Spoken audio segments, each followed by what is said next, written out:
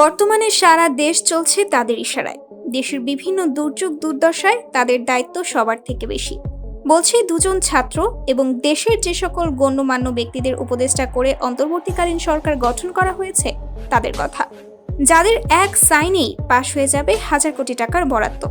কিন্তু তাদের নিজেদের বেতন কত এবং তারা সরকারি কোষাগার থেকে কে কত টাকা পাবে? তো দর্শক, চলুন আজকে দেখে নিই বাংলাদেশের অন্তর্বর্তীকালীন সরকারের প্রধান উপদেষ্টা ডক্টর ইউনূস এবং অন্য সকল উপদেষ্টাদের কার বেতন কত এবং তারা রাষ্ট্রীয় কি কি সুযোগ সুবিধা ভোগ করছে। দর্শক, প্রধান উপদেষ্টা যিনি একজন প্রধানমন্ত্রীর সমান পদমর্যাদাবান ব্যক্তি। প্রধান উপদেষ্টা বা একজন প্রধানমন্ত্রীর প্রধান কাজ হলো দেশকে সঠিকভাবে পরিচালনা করা, তবে বিনামূল্যে এই কাজ করেন না তিনি। এজন্য অন্য চাকরিজীবীদের মতোই মাসের শেষে মাইনে পান বাংলাদেশের প্রধানমন্ত্রীরা। সেই সঙ্গে তিনি পান একাধিক সুযোগ সুবিধাও। তো প্রধানমন্ত্রীর ন্যায় অন্তর্বর্তীকালীন সরকারের প্রধান উপদেষ্টার বর্তমান বেতন মাসে 1,15,000 টাকা। এছাড়া তিনি মাসিক বাড়ি ভাড়া পান 1 লাখ টাকা এবং দৈনিক ভাতা পান 3,000 টাকা। প্রধানমন্ত্রীর মাসিক বেতন ছাড়াও যাতায়াত খরচ, বাড়ির ভাড়া, ডেইলি অ্যালাউন্স, ইন্স্যুরেন্স সুবিধা, কূটনৈতিক পাসপোর্ট, নিজের দপ্তরের সহ অন্য টেলিফোন ব্যয়, চিকিৎসা সেবা সহ আরও অনেক সুযোগ সুবিধা পেয়ে থাকেন সরকার প্রধান, যার পুরোটাই দেয় রাষ্ট্র।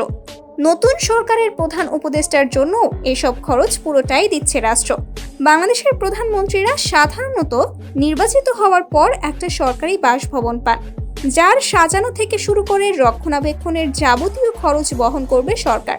কেউ চাইলে নিজের বাড়িতে অথবা অন্য কোথাও বাড়ি ভাড়া নিতে পারে, সেক্ষেত্রে সেই বাড়িও সরকারি টাকায় অত্যাধুনিক বিলাসবহুল করে সাজিয়ে দেওয়া হবে। আর বাড়ি ভাড়া হিসেবে প্রতি মাসে 1 লাখ টাকা পাবে প্রধানমন্ত্রী। তাছাড়া তার বাড়ির নিরাপত্তায় থাকেন স্পেশাল ফোর্সের সদস্যরা। বর্তমান প্রধান উপদেষ্টাও প্রধানমন্ত্রীর ন্যায় একই সুবিধা পাবে।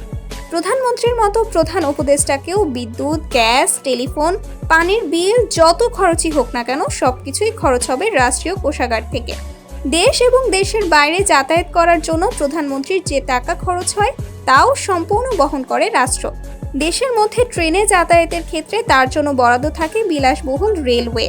পরিবারের কোনো সদস্য থাকলে তারাও ফ্রিতে যাতায়াত করতে পারেন প্রধানমন্ত্রীর সাথে। এছাড়াও বিমান ভ্রমণে যে খরচ হয় তাও বহন করে রাষ্ট্র। আকাশপথে ভ্রমণের সময় রাষ্ট্রীয়ভাবে বাৎসরিক 25 লক্ষ টাকার ইন্স্যুরেন্স কভারেজ পান বাংলাদেশের প্রধানমন্ত্রী। বরাদ্দ হয়েছে BMW সহ অত্যাধুনিক সিরিজের কয়েকটি বিলাসবহুল গাড়ি। উপদেষ্টাদের মধ্যে ছাত্রদের মাঝ থেকে বেছে নেওয়া হয়েছে ছাত্র আন্দোলনের 2 সমন্বয়ক আসিফ এবং নাহিদ ইসলামকে। এছাড়াও আরও কয়েকজন উপদেষ্টা নিয়ে গঠিত হয়েছে অন্তর্বর্তীকালীন সরকার। বর্তমানে একজন মন্ত্রীর সমান পদমর্যাদাবান ব্যক্তি হলেন উপদেষ্টা। একইভাবে মন্ত্রিসভার একজন পূর্ণ মন্ত্রীর সমান বেতন ভাতা এবং আনুষঙ্গিক সুযোগ সুবিধা পাবেন তত্ত্বাবধায়ক সরকারের একজন উপদেষ্টা। The minister of state and deputy ministers bill 2016 অনুযায়ী একজন মন্ত্রী বেতন পান মাসিক 1,05,000 টাকা। মন্ত্রী, প্রতিমন্ত্রী এবং উপমন্ত্রী কাউকেই তাদের বেতনের জন্য কোনো কর পরিশোধ করতে হয় না। সেক্ষেত্রে একজন উপদেষ্টাকেও রাষ্ট্র একই সুবিধা দিচ্ছে। সরকারের নিয়ম অনুযায়ী একজন মন্ত্রী দৈনিক ভাতা পান 2,000 টাকা, নিয়ামক ভাতা পান মাসে 10,000 টাকা, স্বেচ্ছাধীন তহবিল থাকে 10,000 টাকা, মোবাইল ফোন কেনার জন্য 75,000 টাকা। তাছাড়া সরকারি খরচে সার্বক্ষণিক গাড়ি পাবেন। ঢাকার বাইরে অফিসিয়াল ট্যুরের জন্য অতিরিক্ত একটি জিপ গাড়ি পাবেন, যার যাবতীয় খরচ সরকার বহন করে। উপদেষ্টারাও এই সুবিধা পাচ্ছেন বর্তমানে। উপদেষ্টারা সরকারি খরচে রেল ভ্রমণ এবং বিদেশ ভ্রমণেরও খরচ পাচ্ছেন। বিদ্যমান আইন অনুযায়ী সরকারের একজন পূর্ণমন্ত্রী বিনা ভাড়ায় সরকারি বাস ভবনের সুযোগ পাবেন। তার বাসার গ্যাস, বিদ্যুৎ, পানি, টেলিফোন সহ ভবনটির যাবতীয় রক্ষণাবেক্ষণ বহন করে সরকার। সরকারি ভাষায় সর্বোচ্চ 5 লক্ষ টাকা মূল্যের আসবাবপত্র দেওয়া হয় এবং সরকারি বাসায় না থাকলে বাড়ি ভাড়া বাবদ 80,000 টাকা। সেই সঙ্গে বাড়ি ব্যবস্থাপনা খরচ ও সব ধরনের সেবা খাতের বিল সহ বিমান ভ্রমণের জন্য বিমান সুবিধা 8 লক্ষ টাকা পেয়ে থাকেন একজন মন্ত্রী। এছাড়াও মন্ত্রীরা সার্বক্ষণিক নিরাপত্তা প্রহরী পান। বাসস্থান থেকে অফিস বা অফিস থেকে বাসস্থানে যাওয়ার জন্য খরচ পান। নিজের এবং পরিবারের সদস্যদের ভ্রমণ খরচও পান তারা। এছাড়া অন্তত 2 জন গৃহকর্মীর ভ্রমণের খরচ পান একজন মন্ত্রী।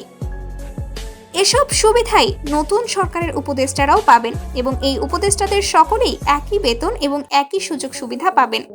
তবে দায়িত্ব পালন শেষ করে তারা যখন সরকার ছেড়ে চলে যাবেন তখন তারা সবাই সাধারণ নাগরিক হিসেবে বিবেচিত হবে। এক্ষেত্রে একমাত্র প্রধান উপদেষ্টার দায়িত্ব ছাড়ার পরে সরকারি ব্যবস্থাপনায় 2 বছর আবাসিক সুবিধা পাবেন বলে জানা গিয়েছে। তো বন্ধুরা, প্রধান উপদেষ্টা এবং উপদেষ্টাদের বেতন নিয়ে আপনার মতামত কি তা অবশ্যই আমাদের কমেন্ট করে কমেন্ট বক্সে জানাতে ভুলবেন না কিন্তু।